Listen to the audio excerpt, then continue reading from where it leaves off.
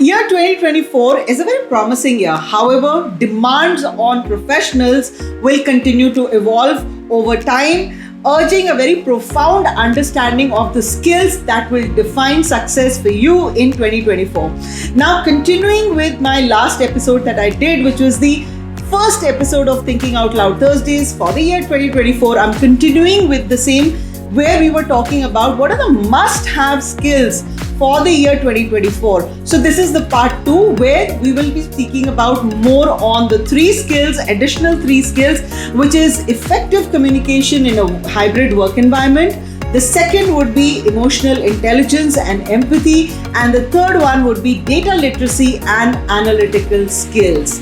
Now, each of this skill is basically, it encapsulates a very unique facet essential for thriving in the dynamic realm or dynamic world of our today's modern workplace. Hey everyone, you're with Sonia, explorer of new ideas, lover of strong coffee, your neighborhood mentor, coach, friend, guide, whatever that you can take me as, right? So let's get started with our second episode of the year 2024 and part 2, like I mentioned. So let's get started. Cheers everyone.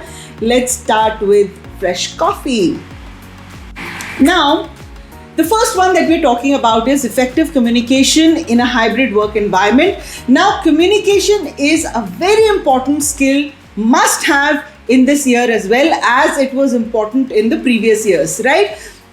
Only thing is that now we have hybrid work culture, remote work culture, very, very common. And so if you're starting your career, if you've already been working, so you realize the importance of being very effectively communicating with your colleagues who are spread across different teams, different states, and they're all working from home. Sometimes they come to office, sometimes they're working from home. So how do you develop this skill of communication in a better way so that you're able to get your job done and you stay relevant at your workplace, right? So because workspaces in 2024 are not going to be just confined to a physical office space, right? They will actually extend to hybrid and remote work setups as well. So that makes it even more crucial for you to start communicating in a very effective manner, because then you have to adapt to the virtual communication tools that are available within the company. You'll have to understand the nuances of conveying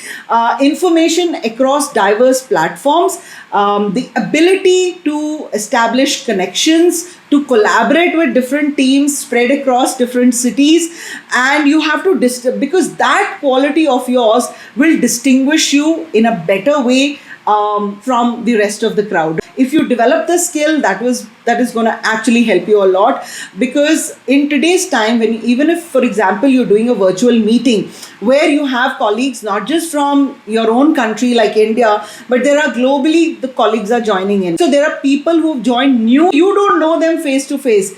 Say you're sending an email. Now, when you're sending an email, if there is any miscommunication happening or anything not understood, you can just walk across and you can explain, or you can just pick up a phone and you can explain things, because everybody is working from office. You know what time are they available, what are the working hours. Now, when you're working from home, or there is a hybrid work culture, like you're working from home and you're working from office, you really don't know what is the schedule of the other person, unless you are very okay with the tools that are provided and the person has filled in the calendar that these are the times they are available. So you'll have to then wait for the other person to be free and then talk to the other person in case you would like to clarify anything that has been written on emails. Otherwise then you're stuck, right? So that's the reason it's very important for you to develop effective communication skills when you're especially working in a hybrid work environment.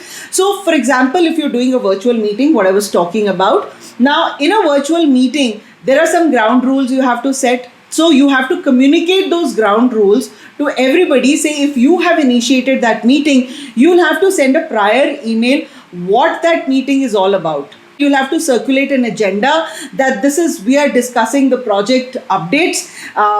Each person will have to contribute their different updates. Please send us the notes, whatever is the update, so that we are able to contribute in a more effective manner.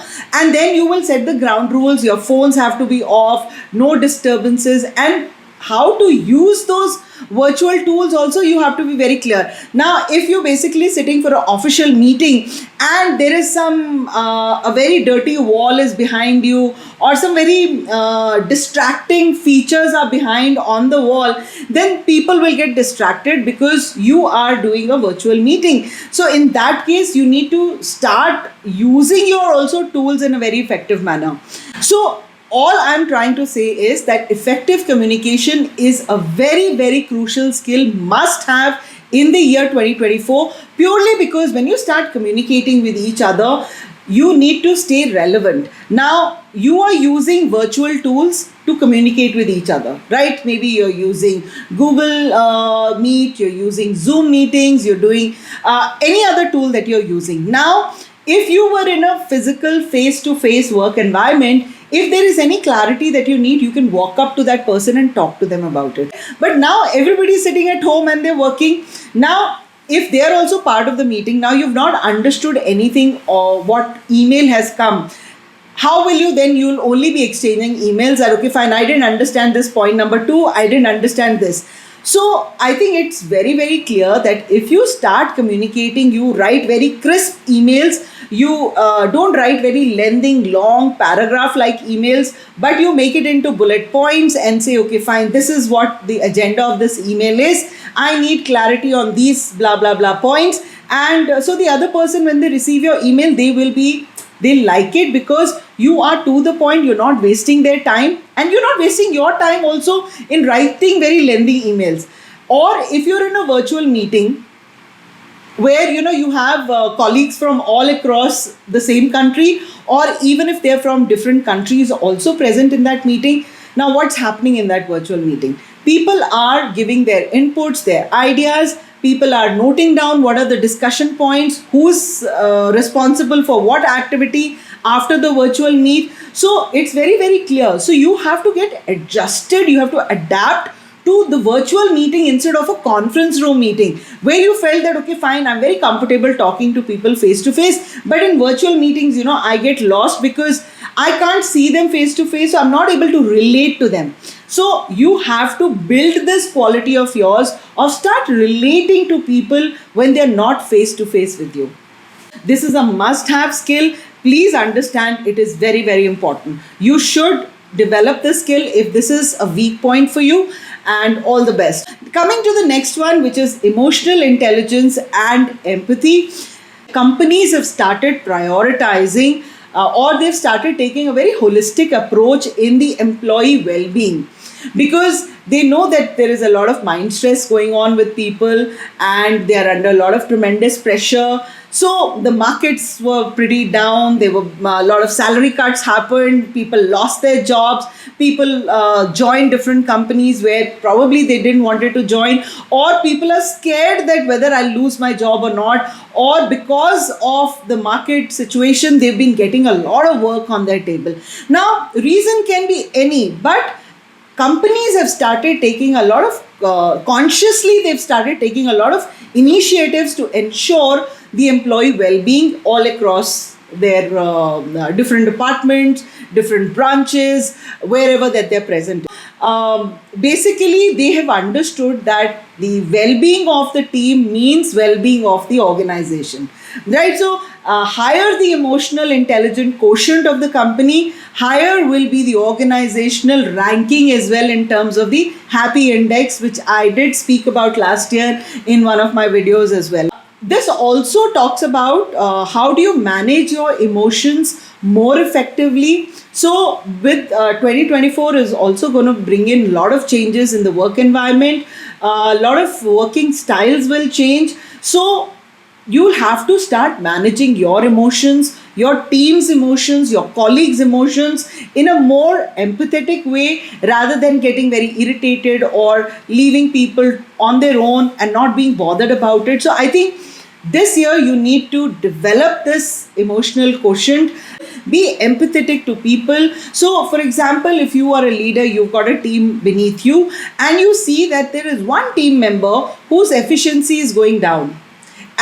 So you're not able to figure out why. So instead of just thrashing him in the meetings and saying all nonsense to the other person, targeting him every time that, you've not done this, you've not done this. I think be empathetic. There is a reason maybe behind why the other person's efficiency is going down, why the other person maybe is coming late to work, why the other person is suddenly, started missing on the deadline. So instead of just thrashing and taking the class and maybe insulting the other person or being very rude with the other person, show empathy, figure out what is the reason behind the downfall of that colleague. He's part of your team, right? If the team is not going to perform, which means even you're not performing. So for your sake, at least have a one-on-one conversation with that colleague of yours to say what's happening. I'm seeing that, you're missing out deadline. Is there something happening? Is there something affecting you at work? Can I do something for you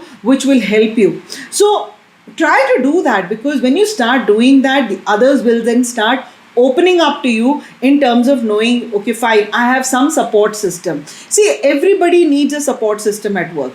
If you think that you can work independently at your own silos, it's not going to work out. Everybody needs a support system at work. So be a support system for the other person rather than be like treating the other person like a punching bag all the time. You need to start managing your emotions. You need to start managing your interpersonal bonds, the relationships that you have at work. This will actually then start enhancing your overall team spirit, your overall the work culture will also improve. And of course, the company then starts becoming a very resilient company, where even if there are any setbacks coming in, the teams are able to handle those setbacks and keep making the organization on a rising path and not just on a downfall. This is a very must-have skill in the year 2024. So please check whether you're empathetic. How is your emotional intelligence quotient? Is it high or is it low?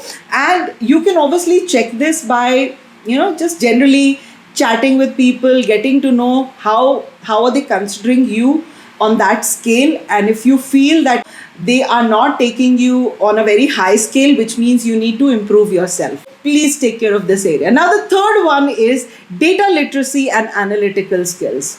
Please, in the data-driven era of 2024, you need to be more than just having a basic understanding of data.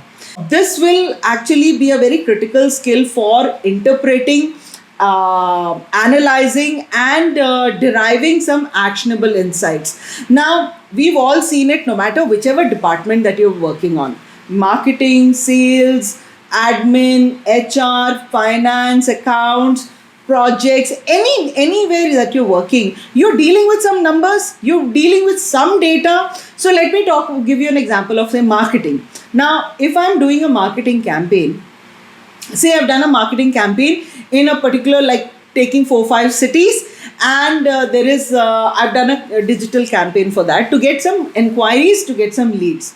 Now, after say a month, 2 months, 3 months, I get a lot of leads, but the closures are not happening. Now, you will then start thrashing the sales team that, why you guys are not doing the closure?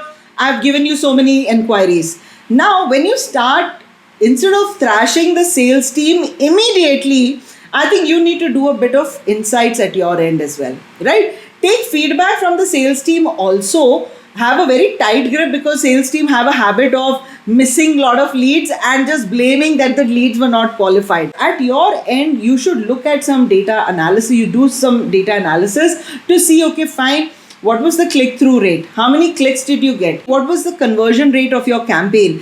Were there more male people who attended, or you got responses from females? So basically, and also you get some age insights also, the people from different age groups who've responded to your campaign, or which cities have responded to your campaign, etc. So you will then start developing, people responded on either mobile phones, or people more responded who were working on a desktop or a laptop or whatever.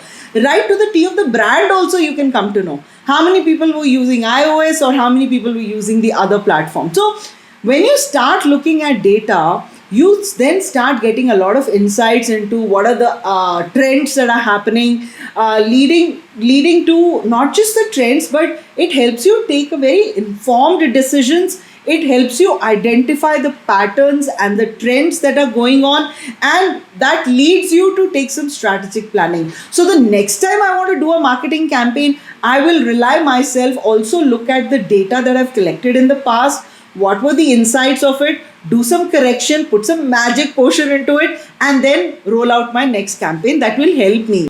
Please, you need to look at how data is communicating with you, or how you are communicating with data. So if I give you, okay, fine, I got these many leads, this was the sources, etc., I give it to you. Now, if you're not able to derive insights from that data, then that data has no meaning for you. So you need to know how to derive insights from that data and then figure out what should be your next steps, because that's very, very crucial.